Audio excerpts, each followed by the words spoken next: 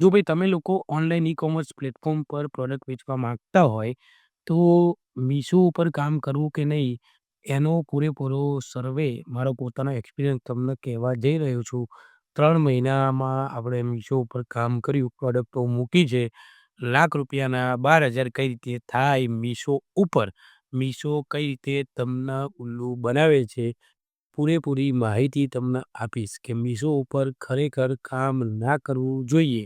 Amazon, Flipkart આ વસ્તુ મીશો કરતાં 1000 ગણી સારી છે. તો મીશો ઉપર કામ કરવું કે નહીં એનો પ્રૂફ સાથે તમને હું વસ્તુ બતાવીશ. નમસ્કાર દોસ્તો, કેમ છો? હું છું તમારો દોસ્ત નવો ચિરાગ પરમાર. એક ફરી આપણું ચેનલમાં સ્વાગત છે. ઈ-કોમર્સ પ્લેટફોર્મ ઘણા બધા છે. આપણે એમેઝોન પર પ્રોડક્ટ મૂકી છે, ફ્લિપકાર્ટ પર મૂકી છે, મીશો પર પણ મૂકી છે. મીશોનો ફાયદો એ છે કે મીશોમાં ઓર્ડર આવે છે. મીશોનું નુકસાન એ છે કે મીશોના જે ઓર્ડર હોય છે એ કેશ ઓન ડિલિવરી હોય છે. ઘણા લોકો મારા ઓર્ડર બુક કરે છે, અહીંથી ઓર્ડર જાય અને ત્યાં એમના ઘરે પહોંચે એટલે કે મેં ઓર્ડર મંગાવ્યો નહોતો અને ઓર્ડર આવે રિટર્ન. રિટર્ન ઓર્ડર આવે ને ભાઈ, એટલે તમારી પ્રોડક્ટ ₹200 હોય, કુરિયર સાથે ₹270 થઈ હોય, રિટર્ન આવે, ડિફેક્ટિવ રિટર્ન આવે તો અલગ જ વાત છે. આ તો સામેવાળા વ્યક્તિ ઓર્ડર આપે, ઓર્ડર આપ્યા પછી એમ કહે કે આપણે ઓર્ડર આપ્યો નથી એટલે પાછી આવે, એટલે તમારે ₹60 કુરિયરના જાય, પ્લસ બીજા ₹60-70 એ લોકો હેન્ડલિંગ ચાર્જ કાપે. એટલે એક ઓર્ડર, તમારો ઓર્ડર તો ફેલ ગયો, પ્લસ તમારું ₹150નું નુકસાન જાય. હું તમને સ્ક્રીનમાં બતાવું તો મારું છેલ્લા 3 મહિનામાં રિટર્ન છે ને એ 22% છે.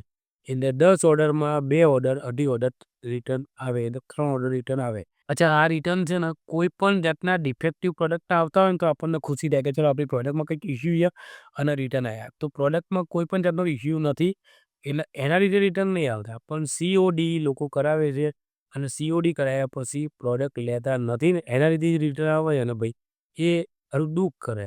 દુઃખ કરે એના કરતાં ₹150 તમારા નુકસાનમાં થઈ જાય. અચ્છા, પ્રમોશનમાં પણ એ લોકો એવા પૈસા કાપે છે. પ્રમોશનમાં પૈસા કાપો છો અને પછી તો તમે સીઓડી બંધ કરી નાખો. સીઓડી રાખો છો, મારા હિસાબે તો સીઓડી રાખવું જ ના જોઈએ.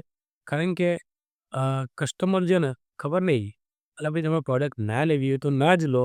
ખાલી તમે ઓર્ડર કરાવડાવો છો, આપણે પેકિંગ કરીને વ્યવસ્થિત રીતે કુરિયર કરવા માટે મોકલીએ છીએ. કુરિયરમાં કેવું, આપણે ડિલિવરી કરીને જે કુરિયર છે ને એનું કામકાજ સારું છે. શેડો એફએક્સ કરીને એક છે એનું ઠીક છે. બીજું એક ત્રીજું એક કુરિયર છે ને એનું તો કામ હાવ કચરો છે. તમે તમારો ઓર્ડર પેક કરીને મૂકો, એ લોકો લેવા જ ના આવે. હવે લેવા ના આવે એટલે સામેવાળો વ્યક્તિ ઓર્ડર કેન્સલ કરી નાખે, એટલે તમારે એ નુકસાન. લેવા આવે, હવે સામેવાળો વ્યક્તિ એમ કહે કે જ્યારે એને ઘેર પહોંચે કે મેં ઓર્ડર મંગાવ્યો નથી, એટલે એ નુકસાન. તમારો મીશો પર ₹1000નું તમારું પ્રોડક્ટ વસ્તુ સેલ થાય ને તમે 30-40% માર્જિન ઉપર કદાચ કામ કરતા હોય અને 3 પ્રોડક્ટ કે 2 પ્રોડક્ટ ખાલી રિટર્ન આવી જાય ને ભાઈ, એટલે તમારું જે પ્રોફિટ છે ને એ 0, 0, 0 થઈ જાય. એકદમ 0. અચ્છા, એક બીજી વધારાની રિટર્ન આવી જાય એટલે તમે માઇનસમાં થઈ જાઓ.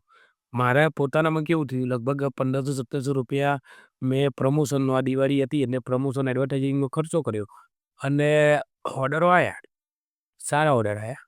હું તમને સ્ક્રીન પર અહીંયા બતાવતો રહીશ, ઓર્ડરો આવ્યા. પણ હવે ઓર્ડર આવ્યા પછી સામેવાળો વ્યક્તિ માલ લેતો નથી. ડિલિવરીવાળાનું કામ એવું હોય મીશોની કે એ લોકો પહેલાં કુરિયર ટાઈમે પિકઅપ કરવા આપતા નથી. એટલે પિકઅપ કરવા ના આવે તો ઓબ્વિયસ છે કે તમે હોય કે હું હોય, 2 દિવસ સુધી ઓર્ડરમાં કંઈ હલચલ ના દેખાય તો આપણે ઓર્ડર કેન્સલ કરી નાખીએ. આ વસ્તુ થોડી વ્યાજબી છે. પરંતુ મેં એક વસ્તુનો ઓર્ડર આપેલો, ઓર્ડર મારા ઘરે આવે ને પછી હું એમ કહું કે મેં ઓર્ડર આપ્યો નથી. આ વસ્તુ તો એકદમ વ્યાજબી નથી. મારું તો એટલું જ માનવું છે કે ભાઈ જો જે ગામ જવું ના હોય એ ગામનું નામ ના લેવું. તમારે કોઈ વસ્તુ નહીં મંગાવી કે ખરીદવી નથી, તો પછી ઓર્ડર આપવાની જરૂર નથી. ખાલી ઓર્ડર આપીને તમારું તો કશું જતું નથી, પણ જે વ્યક્તિ બિચારો પેકેજિંગ કરીને તમારા ઘેર મોકલાવે છે એને તમે ઓર્ડર કેન્સલ કરો છો, એના ₹100 એમને એમ નુકસાન થાય છે ભાઈ, કારણ વગરનું. એટલે ના લઈએ અત્યારે તો નહીં લેવાનું યાર, એ જ હારામારી વસ્તુ થાય. કારણ કે ખાલી કોકને નુકસાન કરાવવું આ મને વ્યાજબી નહીં લાગતું. અચ્છા, મારા ઓર્ડરો બધા છે ને હારું ગુજરાતમાંથી નહોતા આવ્યા. બધા ઓર્ડર લગભગ બહારના આવ્યા હતા. પંજાબના આવ્યા ને, ઉત્તર પ્રદેશના આવ્યા ને, લખનઉના આવ્યા ને. તો ત્યાંનો કુરિયરનો ખર્ચો 70ની જગ્યાએ ₹100 થાય ને ત્યાં વસ્તુ લે નહીં અને પાછી આવે. એટલે એ જે દુઃખ થાય, અત્યારે હું તમને બતાવું ને, હાલે 3 પ્રોડક્ટ મારામાં રિટર્ન બતાવી રહી છે. 5 ઓર્ડર મોકલવાના બાકી છે. એ હજુ લેવા આયા નથી. રેડી ટુ ઝિપમાં છે અને હજુ 3 પ્રોડક્ટ મારી છે ને એ અ, રિટર્ન આવવાની છે. લોકો વસ્તુ વાપર્યા પછી તમને પ્રોડક્ટ ના ગમી ને તમે એ પ્રમાણે કે તૂટેલી-બૂટેલી નીકળી રિટર્ન આપો ને તો સમજ્યા.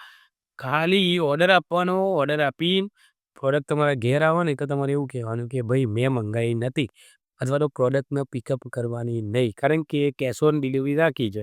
એટલે કેશ ઓન ડિલિવરીમાં તમને પૈસા નહીં આવે એટલે પેલો પાછા લઈ જશે. એ નુકસાન આપણા માથે આવશે.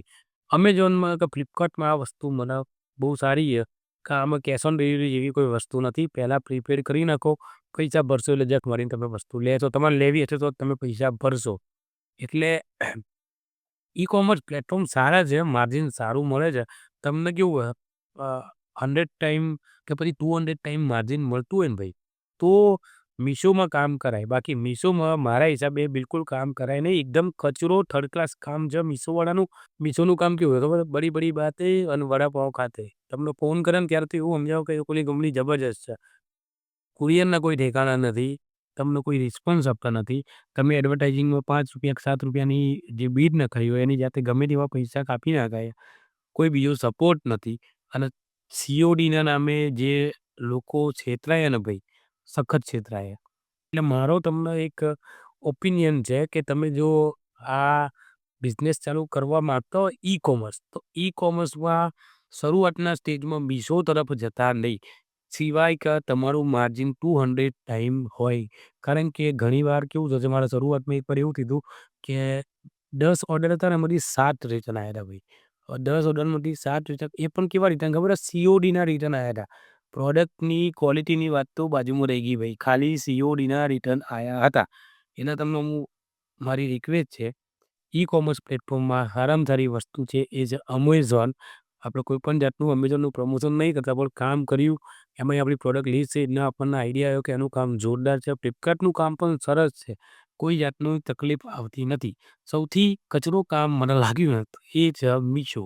એડવર્ટાઇઝિંગ તો એવી કરે ભાઈ કે જબરજસ્ત કામ ચાલતું હશે પરંતુ રિયાલિટીમાં જે લોકો મીશોમાં પ્રોડક્ટ સેલ કરતા હશે અને એમનું માર્જિન ઓછું હશે ને એ લોકો કમાતા નહીં હોય. મેં પોતે 3 મહિના વાપર્યું એટલે મારો પોતાનો એક્સપિરિયન્સ તમને કહું, આપણે બીજા કોઈની વાત કરવી નથી. તમને માર્જિન 100-200 ટાઈમ મળતું હોય તો જ મીશોમાં કામ કરવું. બાકી મીશોને શરૂઆતના સ્ટેજમાં 100% અવોઇડ કરવું. આ એક ઇન્ફોર્મેશન વાળો વિડીયો હતો કે મીશોમાં કામ બિલકુલ ના કરવું. જો તમે ઈ-કોમર્સ પ્લેટફોર્મ પર કામ કરવા માંગતા હોય અને તમારે થોડી માહિતી જાણવી હોય તો આપણે તમને માહિતી આપીશું કે કઈ રીતે તમે ઈ-કોમર્સ પ્લેટફોર્મ પર આગળ વધી શકો છો. પ્રોડક્ટ કઈ રીતે લિસ્ટ કરી શકો છો અને એ બધું જો જાણવું હોય તો હું તમને સમજાવીશ. પણ જો કરતા હોય કે કરવાનું વિચારતા હોય તો મીશો તો ભૂલી જજો. બરાબર? આ મારી તમને રિક્વેસ્ટ છે as a friend, as a મોટો ભાઈ કે ભાઈબંધ સજેશન છે. નહીં તો તમારા લાખના ₹12,000 100% થઈ જશે. That's all four today's video. આ વિડીયો શેર કરો જે લોકો મીશોમાં કામ કરવાનું વિચારતા હોય કે જે લોકોને એવું લાગતું હોય કે ઓનલાઈન પ્રોડક્ટ વેચીને જોરદાર પૈસા કમાઈશું. આ વિડીયો એ લોકોની આંખો ખોલશે કે ભાઈ ઓનલાઈન પ્રોડક્ટ વેચવાથી એવા જોરદાર પૈસા આવતા નથી. તો આ વિડીયો એમને શેર કરો. વિડીયો ગમ્યો હોય તો લાઈક કરો અને ચેનલમાં નવા હોય તો સબસ્ક્રાઈબ કરવાનું ભૂલતા નહીં. ફરીથી મળીશું નવા કોઈ વિડીયો સાથે. જય હિન્દ, જય જય ગરવી ગુજરાત.